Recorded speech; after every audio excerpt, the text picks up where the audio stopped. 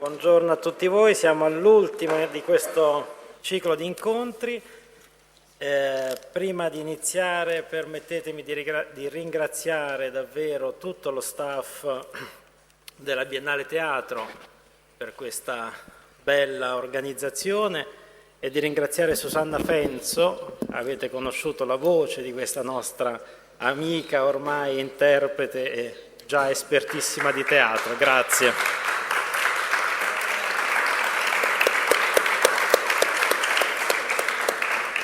Allora, oggi siamo qui con Milo Rau e Fabrice Murgia. Un applauso.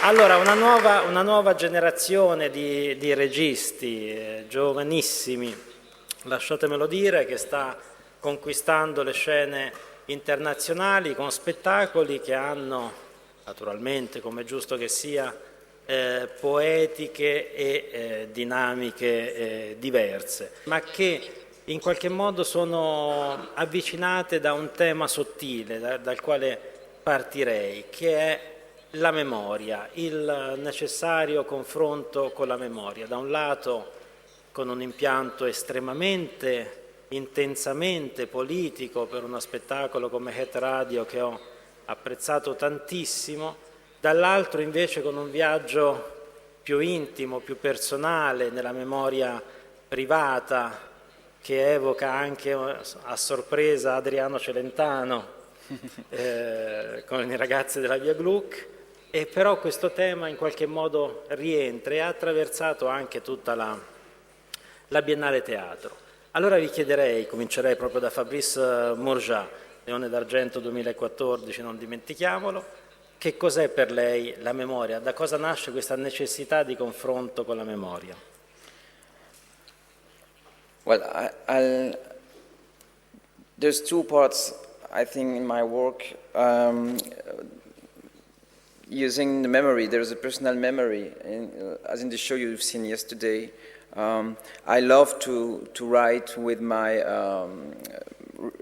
my memories,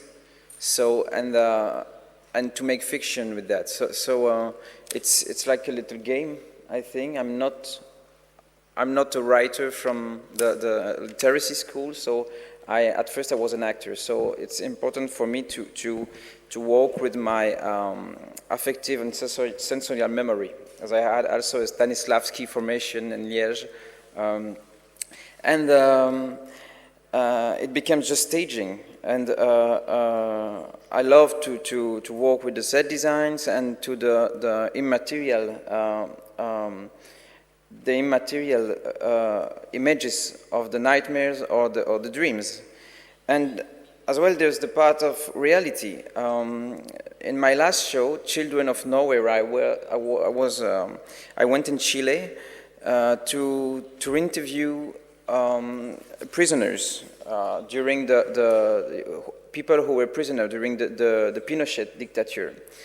And it's another kind of writing and work, because it's just a documentary work, not as can do Milo, but more just taking materials. The show is not a documentary show, but it's a fiction inspired by real material. And what I prefer is to work on the memory of the people, not on the situation today, but on les reliques, what stay there. Okay. E per Milo Rau invece questo percorso di ricerca, questa fase istruttoria, vorrei dire, anche per citare uno spettacolo di Peter Weiss che sono sicuro Milo Rau apprezzi molto, questa fase istruttoria come si concretizza? Da cosa parte per realizzare i suoi spettacoli? I think it's quite different from work to work. When I worked on, for example, Hate Radio, we made a research for 1.5 years. Also, perhaps a bit like you did in Chile, like in prisons, we talked to a lot of perpetrators, a lot of génocidaires. And then the second step was to go to the archives, and the third step was to work together with actors. They, in a certain way, had a biographical relation to what they are playing on stage in the play. So, for example, Vonga, which is in the first row here, she's from Eastern Congo. So she's from the region. In a way, she has a family history which was touched by what happened in '94 and what happened afterwards. And I think what the material I collect in the research, for example in Rwanda or Eastern Congo or in Romania or Russia, then becomes on stage during perhaps 1 year something fictional also.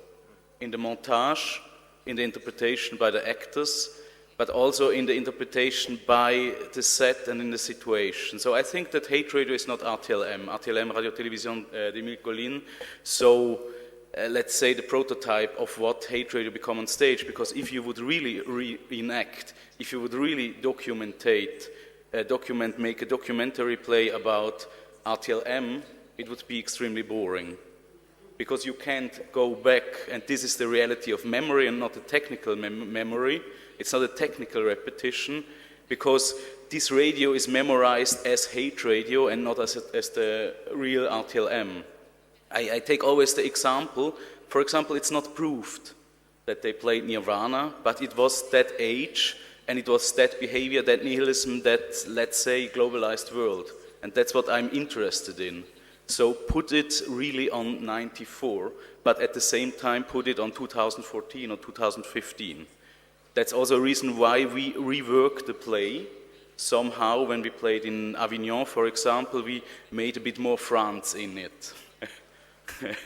And when we played in Belgium, for example, I had an interview with a journalist in the morning, a kind of a negationist, so somebody who tries to in a way to make in relation the genocide against the Tutsi in the Civil War. So to say it's just a civil war with a lot of victims. And I put what he said in the evening show.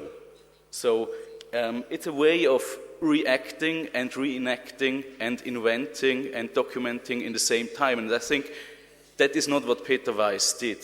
And I think it wouldn't have been very ethically to do it in that play about Auschwitz on '64. What Peter Weiss did was different. Later he started to do it also, but in investigation he didn't. And I also didn't in The Last Days of the Ceausescus, which was a real reproduction of a video of an execution of and so on and so on. So there I really played on an iconic, on a traumatic picture. But in Hate Radio I tried to work on an atmosphere, to recreate an atmosphere, and as you said, a relation also between listener and player and host, between spectator and actor. We worked a lot about this. And I think that's from play to play different. It would be the same in you, I think. Memory becomes, the reality of memory becomes from play to play other things. Sometimes it can even be utopic. For example, in the Moscow trials, we remade trials and we changed the judgment in the end. So it became the difference, the opposite of what it was in history. Certo. Quindi una strategia di scrittura, una strategia di composizione che cambia di volta in volta. E su questo torneremo, perché voglio capire poi qual è la pratica del montaggio reale sulla scena. E invece appunto con Fabrice Murgia affrontiamo lo spettacolo che abbiamo visto ieri, La nostra paura di non essere. Allora, come si è sviluppata la drammaturgia dopo questa fase di lavoro di ricerca, dopo questa fase di indagine? Come ha definito il testo e con quale collaborazione, di cui ci faceva anche cenno, da parte degli attori? Well, at first, the text is not the center of our point of departure. It's not. We begin with the space, the set design, because our main, our favorite sentences medium is the message. For me, it's very important to have a set that moves as I want the people in the set. So as the thoughts of the people in the set. So at first we are just thinking about energies. Then I have a big wall, white, and I put images, I put a lot of things. It's like a map. If I make a show, it's because I cannot tell it. So the text is often there because the characters cannot speak about something, so that they say something else, you know? It's not, in Notre Peur, the text is not it's a reason to not let the silence install between us, because the play is about the silence between us. So it's quite difficult to read the text and say, okay, what's about? I never want to publish the text of Notre Peur de Net, because it's not Notre Peur de Net, you know? And then it's like a table de montage. We imagine it like layers, and then I work with skeletons of structures, and it's always drawings a lot. And then we have now several materials, because we have made 8 or 9 shows during a few years, so we can combine the things. And I don't work with fake decoration stuff, so it's over tissue or screens, and I can combine them and have laboratories, you know. And I'm very close to my conceptors as well, because you are talking about involving the actors in the process of writing. Of course, they are very important, because I'm talking about technique, about video, about set design. But if the light cuts, the only people who are living, the only electric stuff on stage is the heart of the actor. So for me, they are the center.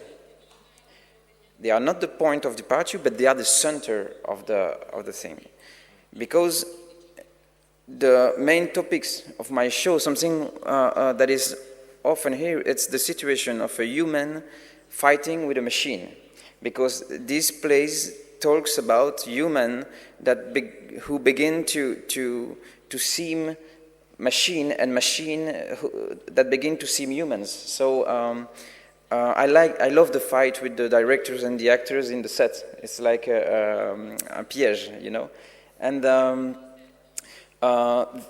As well, they are making a lot of improvisation about their own life, their own memories, and I often use it in text.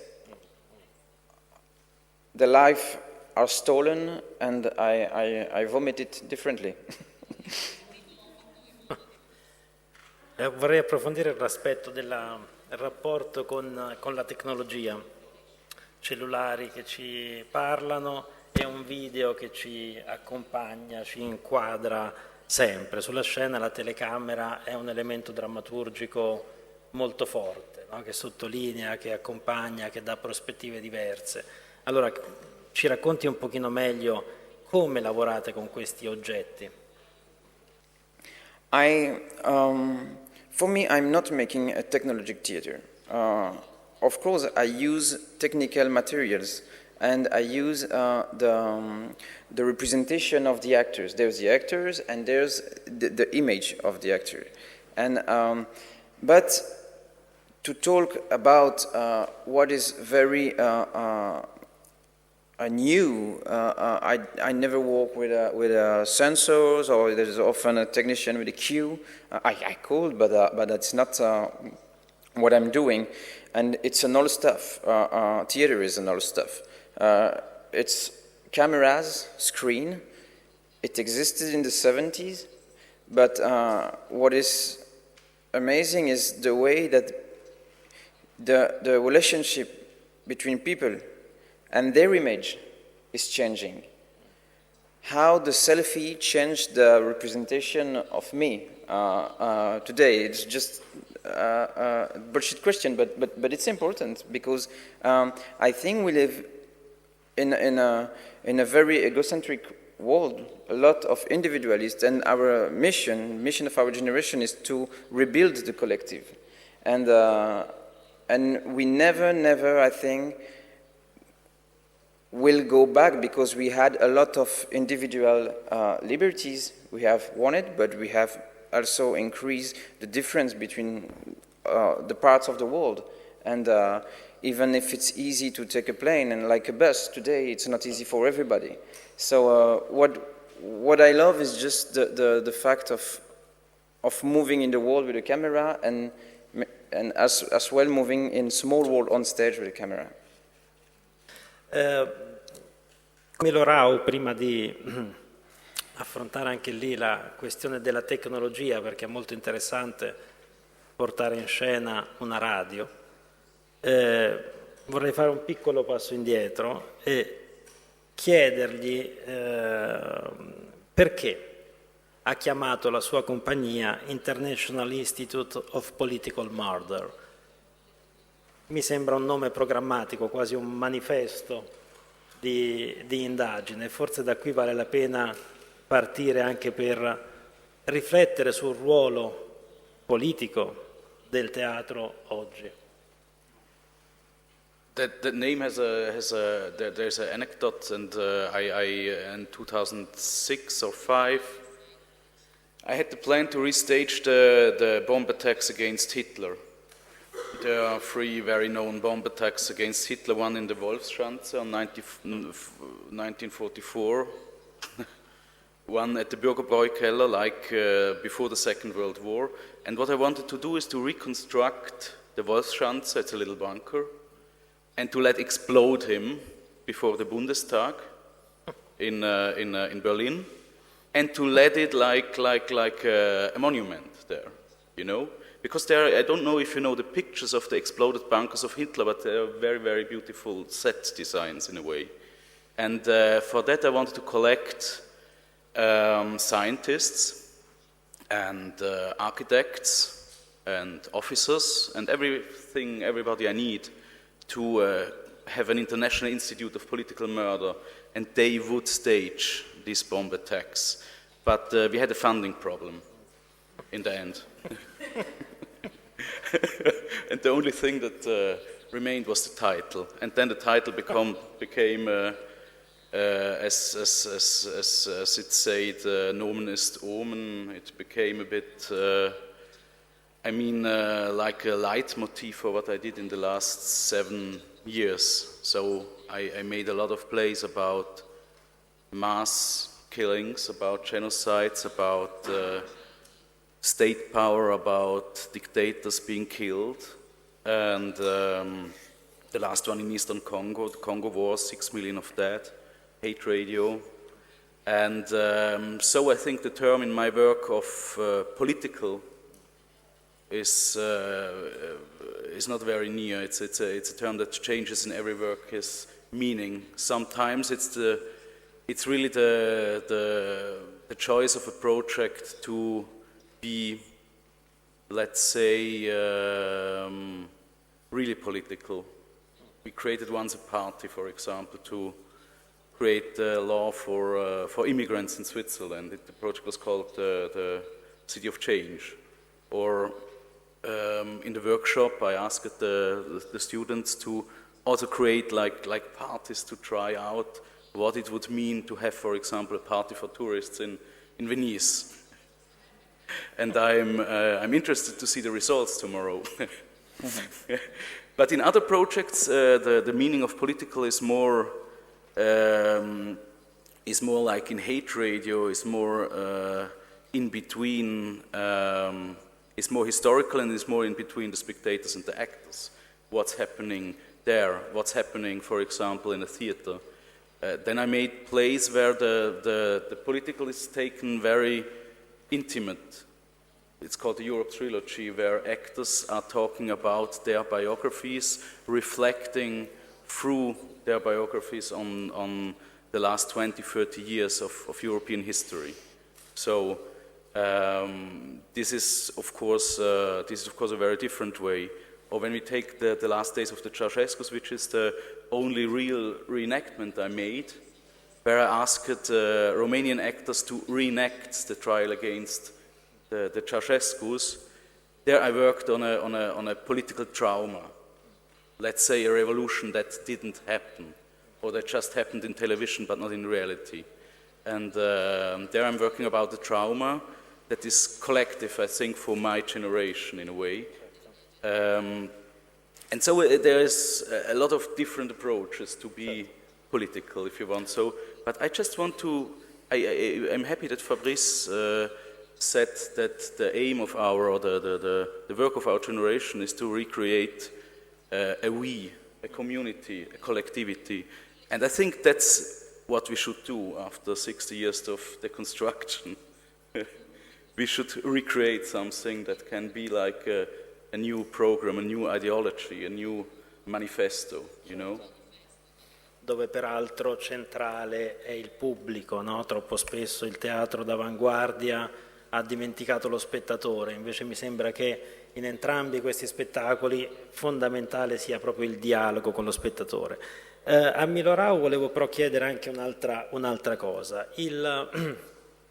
Il teatro politico del Novecento, così come l'abbiamo conosciuto e studiato, era un teatro nel quale il fine giustificava il mezzo, ovvero sia lo scopo nobile magari della rivoluzione o di cambiare la società, autorizzava spettacoli anche un po' raffazzonati, anche un po' posticci.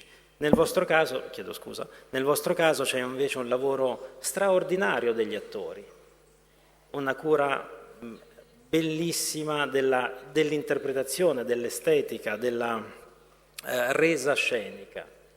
Quindi come lavora con gli interpreti in questo spettacolo? A un certo punto ci dimentichiamo di avere a che fare con degli attori e siamo lì calati nel Ruanda del 94. I think that one fault of postmodern petit bourgeois theater is to think that that the individuum exists, you know? I think that first thing is always the institution, is always the set where we act. And I mean rhetoric sets, but I mean also something like a radio studio. When you ask who is the main actor in hate radio, it's the radio studio. And in a way, the actors have to make a good job in that radio studio, you know?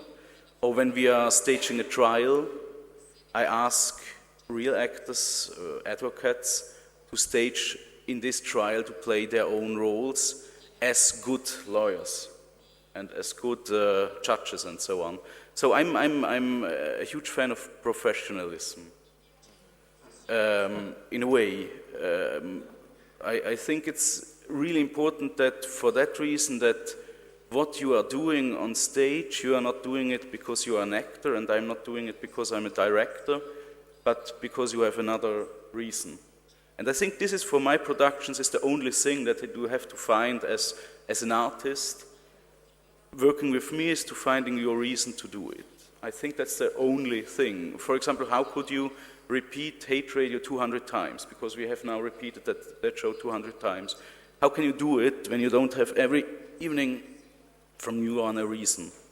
Or the trials we make. For example, two months ago in Congo, we made that trial against the government and against the army, based on massacres and on economic crimes. And why should a minister, why should a general of the Congolese army come to my trial to defend himself about the massacre he committed? Why should he do this? Why do he want to win? Why does he come on stage?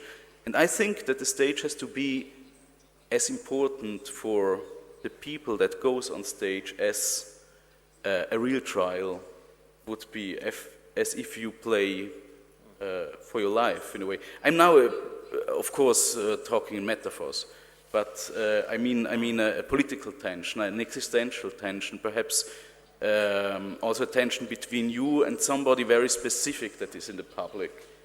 I'm talking about this.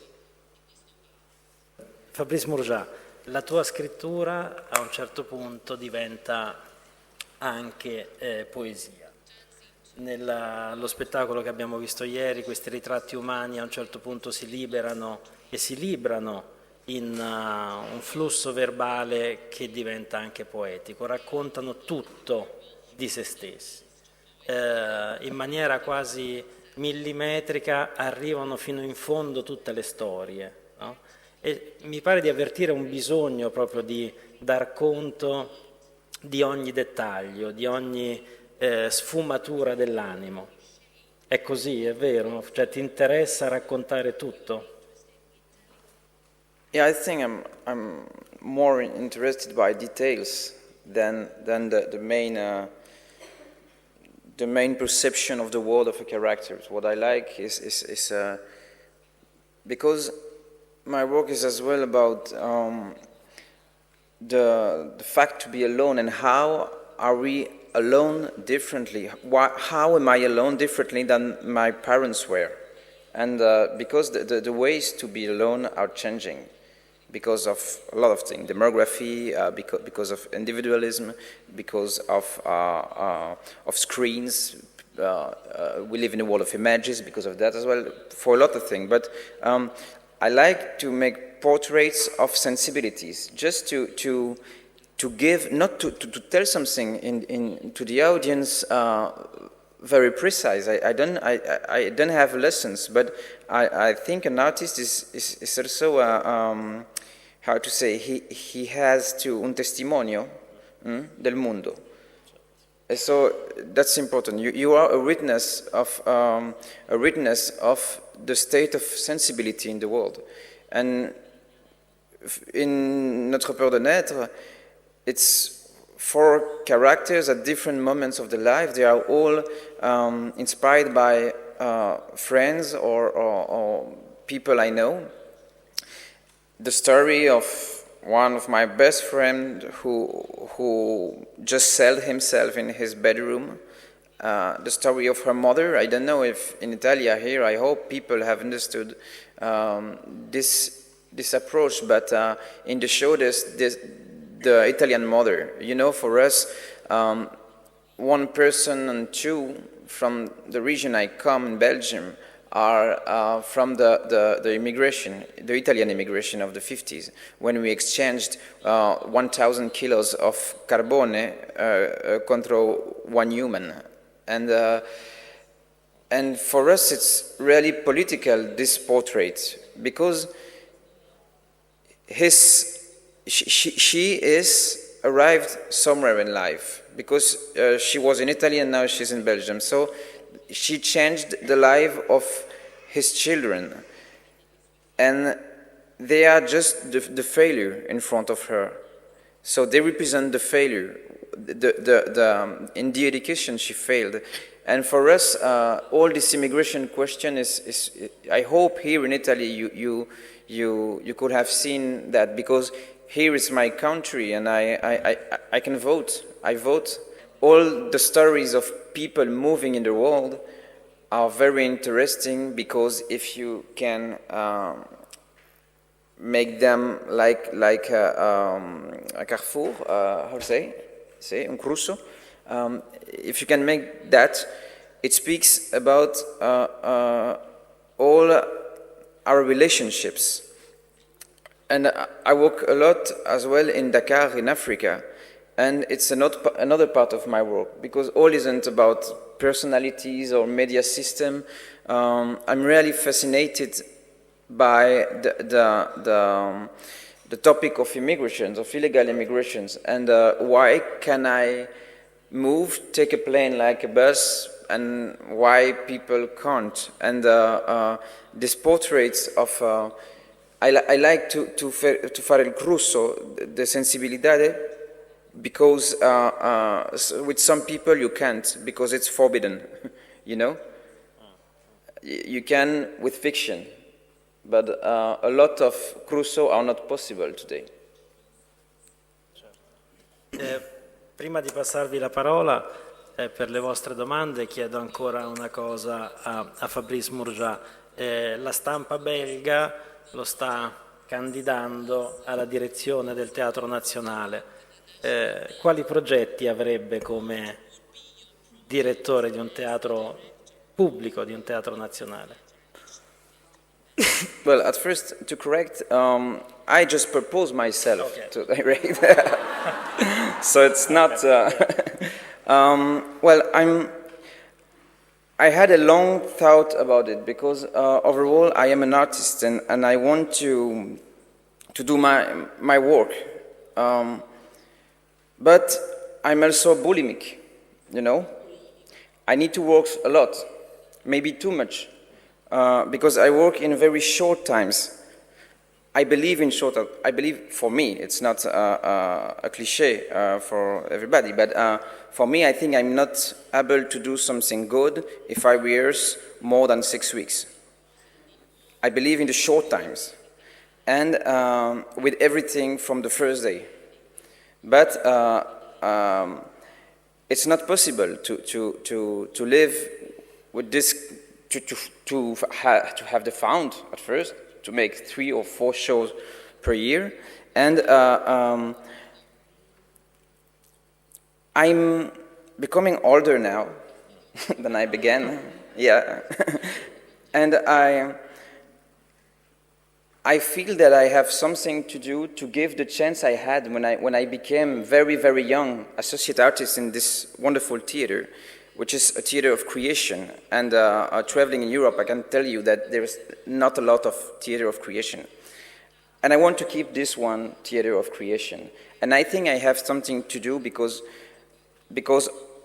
I'm an artist. So I can help to put the artist at the center of this institution. Because that's missed. And I'm really, really afraid to see that often the theaters are governed for questions of power and by people who never have walked on a stage. And that's a pity because the quality of creation, the level of creation, not of artists, of topics, of the fact of making theater, making props, working, the classical stuff, the old painters, I think they can do the theater of the future because that's 1,000 years of experience that doing what we are doing to the culture, we are just killing. And we need, because if the theater has 2,000 years or more, it's because it's a good business, you know? It's a good business for humanity. It's not a question of money, it's a question of richesse.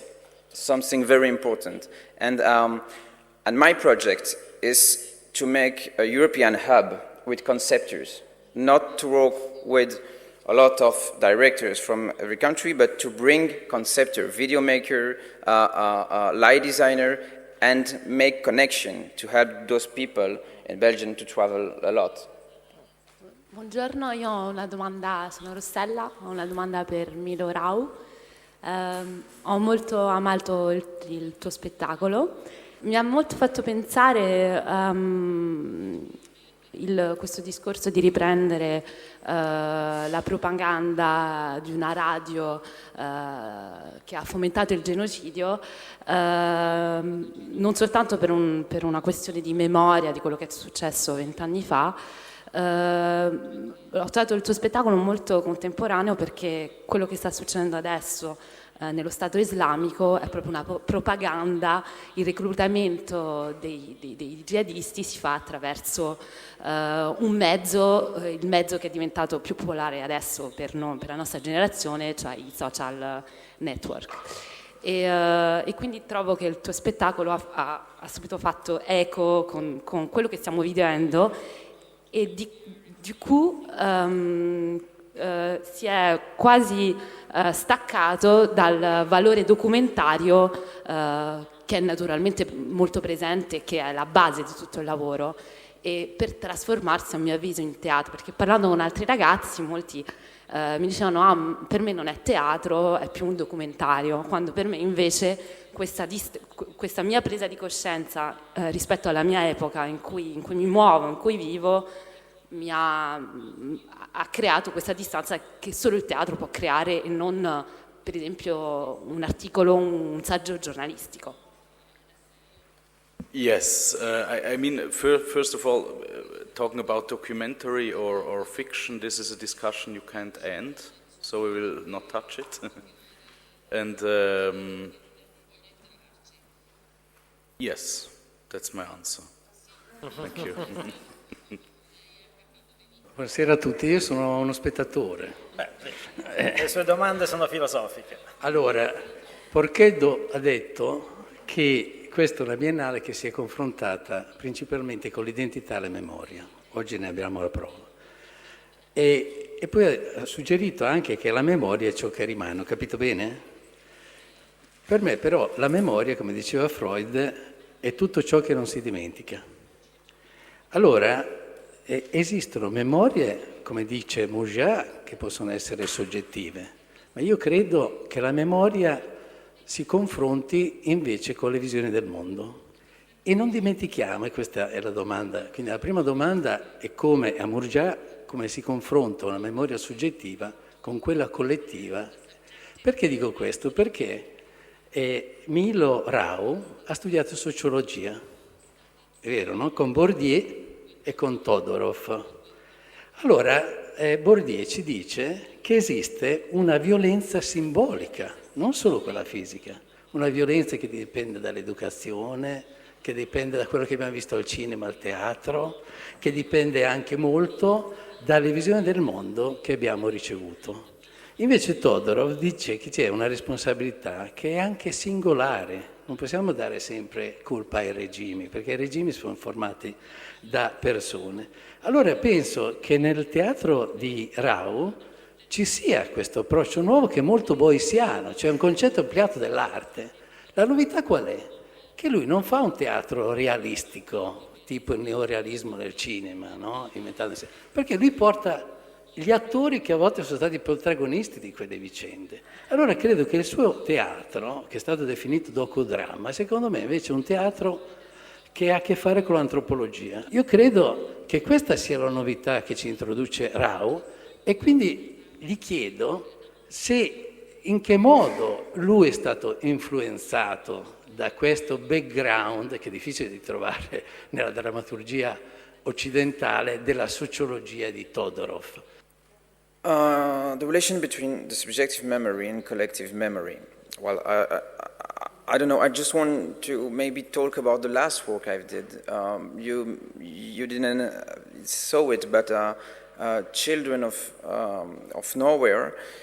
It was just playing with the collective memory. You know, in Chile today, if we do a referendum, like the referendum who ejected Pinochet from the government, but today if we do the referendum 40 years after, it will be the same. And so there's the collective memory of that, the dictature. Everybody know it exists, but then there are the personal experiences of that. But there's also the personal experiences regarding the collective memory, because now there's a moment where young people who didn't live the dictature are mixing the stories all the people told them and what they read in the books of history, and that is creating a new fictional thing. Because it's the window is open to all the stories, the more epic, the thing, very, very fictional. And that's really, really interesting because, of course, there's the main memory, the collective memory that can, well, I think Milo has worked a lot of the Rwanda. I know a little bit the topic because I was a student of Jacques Delcuvelry who made a long research on it, and many of my friends who are acting in the show of Milo have a story with Rwanda. And that's a country where there's a word in the redemption, you know? How do we, come si chiama? The fact of rebuild a confidence, you know? Ricostruire la fiducia. Sì, sì, sì. It's as well, like I told, with the third generation of Italian immigration in my country, we have a collective memory of that because we know that our grandparents worked in the mine, but we have also our own stories that just are born in our home, and I don't know if my son will know that my grandfather came. It's just my mission to tell him, but how will I tell him? I cannot tell him the exactly truth because I never heard it, you know? I just heard people who were directly involved inside. Milo Rau. Yes, I think that the influence, when we're talking about influences from Bourdieu, was bigger than from Tsvetan Todorov, but Bourdieu was for me a very important teacher, because you said that I don't know, the institutional life of theater is extremely important, because there are abilities, they are given from generation to generation, and they construct something like un savoir théâtral, you know? And I think that Pierre Bourdieu was criticizing that. He was criticizing that kind of thinking, that kind of, he called it homo academicus. He said, in academics, scientists seem to know things, but these institutions should be destroyed. And you should go on the field, and you should reconstruct everything from the direct confrontation with a milieu, with some people you meet, and so on and so on. So you should, knowing what you do on practicing. You can have a concept, but then you have to go into the field and you have to reflect on reality, on reflecting. That's what we do a bit in the workshop we do, I think. We are just trying to make a concept as absurd as possible and then to take it as real and go to reality. And that's what Bourdieu did. He said, go out and fight. When you want to make something about boxers, then learn boxing. In a way, he was a method actor, disguised as sociologist. If you want so. And that was for me the influence, the very important influence of meeting him. That he said, yes, you want to talk about Rwanda, so take experts, talk about Rwanda with Rwandans in Rwanda in a context that can bring you the knowledge you need. So a phenomenology of working. And for me it was extremely important. I understood that what you need in theater, in my theater, I mean there are different lines of theater, but what you need to find in my theater, I found it, a lot of it, in the work of Pierre Bourdieu. And I know he had his own masters like Heidegger and so on. So I mean, there's one line that is extremely interesting for me, and what also touches the question of collective and individual. Because in a way, Bourdieu also said the individual doesn't exist. It doesn't exist. In the end, you will always find universal, the collective, you know? And that's also what's really interesting me. When I, for example, invite people to talk on stage, I don't invite them as individuals. I'm not in search of authenticity. I'm in search of the most objective possible, that materializes in actors, in acting, in something that seems personal in a way. For example, I made a series of plays where just people is talking about their own lives. But in the end, when you are listening to 4 people talking to your own lives, you will understand, as you said, Fabrice, that there is a sensibility that wasn't there 20 years ago, and there will not be in 20 years a living sensibility, a way of being present and being here that is ours. And that's what interesting me in that kind of really taking really taking seriously the individual in his quality of being objective. That really every human being can be a total expert of everything, and that's what really interests me. The other thing is that I was never interested in through Bourdieu.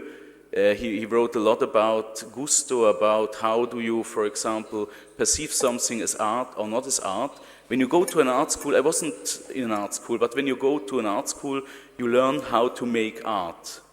And in the end, you don't perhaps reflect that you just learned how to making art in your time, and in the end you are making art in your time. But what we have to do, that is reflecting the future, making an art that will be seen as art perhaps in 50 years, perhaps in 100 years, perhaps never, perhaps tomorrow it's reality, who knows? And I think this is also interesting, going out of institution, going out of academic art, going out of that knowledge, and really trying to work on your knowledge from the absolute basis on. So a primitivism of making art in a way. Ma naturalmente venendo qua veniamo anche a guardare, a cercare di capire dove sta andando l'arte. Mi riferisco adesso allo spettacolo che ho visto ieri sera, purtroppo non sono riuscito a vederlo, quello di Murgia. Sono delle impressioni, non conosco il resto del teatro che lei ha fatto, mi piacerebbe molto seguirlo dopo questa esperienza molto bella di ieri sera. Ma da queste impressioni quello che ne ricavo è un teatro, e mi smentisca eventualmente, che riprende in modo non ironico la grande lezione modernista e la rivisita in modo sperimentale, dunque rinnovandola anche. In questo momento di esaurimento, già da 15 anni, del postmodernismo, è chiaro che ci si chiede: e dove sta andando l'arte? A me sembra che il suo teatro vada in questa direzione di ripresa delle tematiche moderniste e prendendo questa categoria non in termini stilistici ma in termini di episteme e dunque di una autocritica alla logica del moderno e allo stesso tempo come movimento con una velleità utopica, che lei questi due elementi li riprenda nel suo teatro. Qualche integrazione o forse smentita, ecco. No, I think I'm recognizing myself in your feeling, yeah. I'm not really inspired by those things, but I'm joking with the codes of storytelling. It's just, I love the idea of the mainstream of storytelling. I had the mainstream. I love the fact of the possibility to tell a story that is good for all. I know it's not possible, we all know that, but that's a result of a kind of artist. And if you take those codes, you can tell the story like people should want to listen story, like TV tells story, but you use the weapons of this emotional dictature to transform it. That's my main inspiration. Then I don't know if it's your feeling is right. If you feel it, it's your right. And but for the references, I'm more. You know, the show yesterday, the style is broken at the moment of the show. When the curtain opens and when the actors take the stage. And before that, my references were just cinematographic. Which kind of movies? I don't know, but with the music, the role of music, and it's more like a bande montage. I don't know if there's not a pictorial research. Yes, there is, but it's not like a painter, like a tableau. It's more than moving images. All right, and joking with the codes when we break all, and when the humans say, okay, we see the technicians, now it's finished to do stylism, you know? So I can just speak about the show of yesterday, but for my main work, I don't know, I never studied my own work, but, and I hope I won't do that, never. We will do it for you. Yeah. But for yesterday's show, there's a game with the codes, of course, and of the cinematographic codes in the ways of mainstream, and then we work it in. Mi prendo l'ultimissima domanda per Milo Rau. Oltre a Pierre Bourdieu, oltre a Todorov, visto che non ha fatto studi d'arte, chi sono i suoi maestri teatrali?